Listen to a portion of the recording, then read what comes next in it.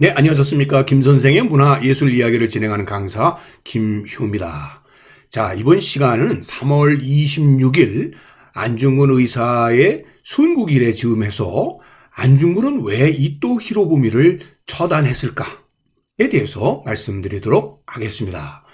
자, 여러분들 일본이 제작한 이 포스터를 보게 되면 흉한 안중근과 흉기라고 하는 제목이 붙여져 있습니다. 즉, 이 사진에서 그 안중근 의사의 하나의 상징적인 모습인 바로 네 번째 손가락이 절지된 이런 손가락의 모습을 보이고 있는 이 안중근 의사와 더불어 그가 사용했었던 이 총을 놓고 흉한이라는 명칭을 사용하고 있다는 점입니다. 즉, 테러리스트다 이렇게 얘기하고 있는 것이죠. 뿐만 아니라 이토 히로부미는 그의 죽음 이후에 이런 대대적인 아주 엄중한 장례식 절차를 통해서 국가 유공자로서 최고의 이런 대접을 받아왔었고, 그에 대응해서 이 이토 히로부미를 죽인 안중근 의사에 대해서는 이렇게 테러리스트로 이제까지 규정해 오고 있습니다. 그러나 왜 그는 이토 히로부미를 죽였을까? 자, 이것은 바로 당시에 이런 세계 제국주의에 맞섰던 바로 민족주의를 내세웠다는 점이 되겠고요. 자, 그런 의미에서 오른쪽의 주장이 바로 이토의 생각이었다면 왼쪽의 주장이 바로 이 거사를 벌였던 안중근의 기본적인 생각이라고 보시면 되겠습니다. 바로 이 당시에 안중근이 내세웠던 것이 동양 평화론인 것은 바로 그들이 내세웠던 침략, 제국주의 침략의 논리가 바로 대동아 공영론이었죠. 바로 이런 대동아 공영론이라고 하는 일본을 중심으로 하는 침략주의에 맞서서 경제적인, 문화적인, 즉 동양 평화론에 입각해서 이 제국주의의 침략에 맞서야 된다고 하는 동양 평화론을 내세웠던 것이 안중근의 기본적인 생각이라고 보시면 되겠습니다. 그런 의미에서 아시아 평화주의 대 아시아 침략주의의 결과로 결국 안중근은 이토 히로부미를 처단했다 이렇게 볼 수가 있겠습니다. 자, 석주 이상용 선생의 집이었던 임청각의 문에 붙어있는 이 오족공화라고 하는 이 말부터가 바로 이 평화주의를 얘기하고 있는 것이고, 이러한 침략주의의 일본의 식민지 지배 전략에 맞선 것이라고 볼 수가 있겠습니다.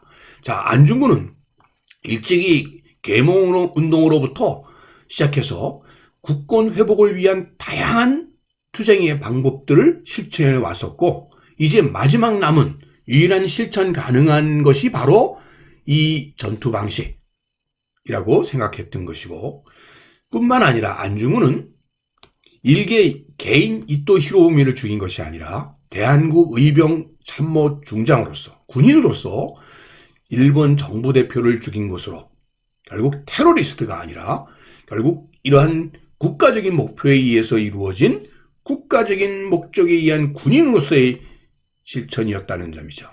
자, 그런 의미에서 안중근은 결코 테러리스트가 될 수 없고 바로 의로운 죽음을 택한 의사라고 얘기할 수 있겠습니다.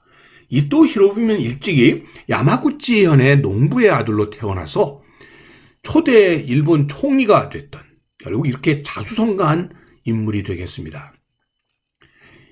누구보다 먼저 메이지 유신에 참여했고, 특히 외국의 문물, 영어를 일찍부터 익힘으로써 친영 친미의 인물로 분류되어서 미국 사절단으로 미국에 파견되어서 저희 각종 근대적인 제도를 조사했을 뿐만 아니라 이와쿠라 사절단으로 세계 일주를 하면서 서양의 문물의 도입에 가장 앞장섰던 인물이 되겠습니다. 그래서 내각제도를 창설해가지고 초대 내각 총리 대신이 되기도 했었고요.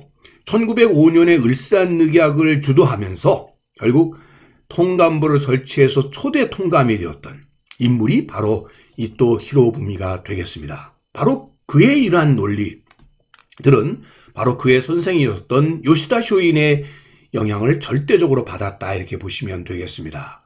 자, 요시다 쇼인이 쓴 책인 유수록에 적혀 있기를 무력 준비를 서두르서 군함과 포대를 갖추고 홋카이도를 개척하고 제오를 봉건하여 캄차카와 오츠크해를 빼앗고 오키나와와 조선을 정벌하여 북으로는 만주, 남으로는 타이완과 필리핀 일대의 섬을 노획해서 결국 제국주의 국가를 이루어내자, 이런 논리가 되겠습니다. 한마디로 정리를 하자면 바로 정한론과 대동아 공영론을 형성시키는 데의 중심인물이 요시다 쇼인이 되겠고요.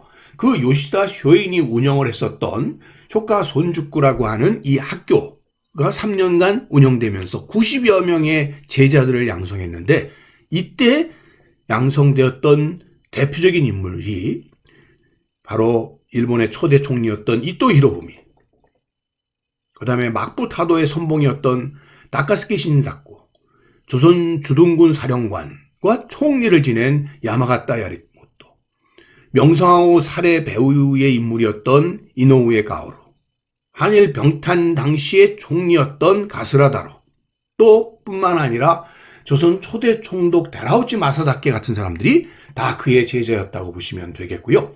결국 이들이 의해서 결국 정한론이 실천이 되게 된 것이고, 대동아 공영론으로 이 아시아 전역을 일본의 제국주의 식민지 아래에 넣기 위한 이런 전략의 가장 선봉대가 바로 이 요시다 쇼인의 제자들이었다고 보시면 되겠고요. 그렇기 때문에 이들 일본 제국주의 국가가 만들어낸 그들의 국립묘지라고 할 수 있는 야스쿠니 신사에 요시다 쇼인이 제일 첫 번째 신의가 될 수 있었던 것도 바로 그런 이유라고 보시면 되겠습니다.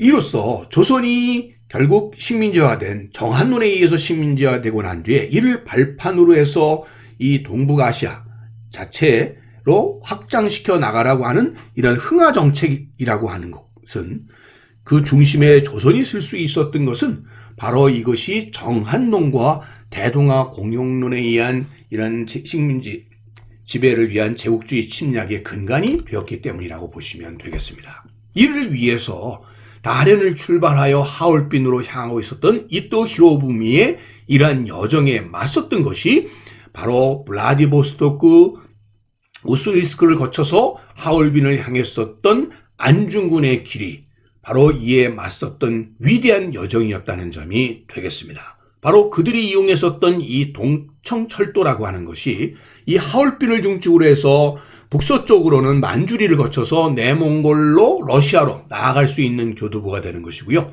동쪽으로는 바로 이 블라디보스토크를 중심으로 해서 연해주 지역으로, 뿐만 아니라 이 다롄과 리순 지역을 거침으로써 결국 이 동북아시아 전역으로 나아가 후에 만주국이 세워지게 되어 이 요동 전역을 지배할 수 있는 교두보를 확보할 수 있는 것이 하얼빈이었기 때문에 결국 이토 히로부미는 그런 문제를 논의하기 위해 하얼빈으로 오게 된 것이고, 그의 이런 대동아 공영론에 맞선 바로 이를 처단함으로써 이 아시아 지역의 평화를 지키기 위한 이런 노력에서 바로 위대한 여정을 펼친 사람이 안중근이었다, 이렇게 보시면 되겠습니다. 안중근 의사는 이 거사를 위해서 세종의 권총을 준비를 했었던 것이죠. 그가 이 일을 앞서서 이후에 썼던 글을 보게 되면 위국 헌신 군인 본분이라는 말을 통해서 그는 군인으로서, 군인의 본분으로서 나라를 위해서 자기 몸을 바쳤다고 하는 점을 여기서 분명히 하고 있습니다. 자, 이 세정의 총은 누가 제공했느냐에 대해서는 그동안 이야기들이 많이 있었습니다만, 바로 우스리스크를 중심으로 해서 큰 부를 축적했었던 천민 출신의 베치카 최라고 불렸었던 이 베치카 최재영에 의해서 안중근의 총과 거사자금이 마련되었었다라는 것이 최근에 밝혀진 이야기가 되겠고요. 그 세정의 총은 하나는 바로 이 실린더 방식의 리볼버 총 38구경의 이 권총이 예비 권총이었고요. 두 종은 같은 종류의 권총으로서 브라우닝 권총이 되겠습니다. 자, 이 권총이 두 종이 준비가 되어서 거사를 벌이게 되는데, 마침 이 권총은 제1차 세계대전의 도화선이 되었었던 소위 오스트리아 황태자 부부를 암살했던 이 사건의 주인공이었던 가브리엘로 프란체스가 사용했었던 프란치프의 총도 똑같은 브라우닝 권총이었다는 점에서 제국주의 지배에 맞섰던 당시의 민족주의에 맞섰던 바로 이 권총, 두 사건에 공동으로 사용됐던 권총이 공교롭게도 같은 권총이었다는 점이죠. 결국 동양 평화론을 실천하기 위해서 하얼빈역에서 안중근이 1909년 10월 26일 이토 히로부미를 처단한 것이죠. 결국 이것은 대한제국을 식민지하기 위해 내달리던 제국의 침략을 멈춰 세우기 위한 의거였으며 결코 테러의 행위가 아니었다는 점이죠. 다만 안타까운 것은 이것이 대한제국의 운명을 바꿀 수는 없었다는 점이죠. 자, 안중근 의사 서거 112년이 되는 즈음에 안중근의 의거에 대해서 말씀드렸습니다.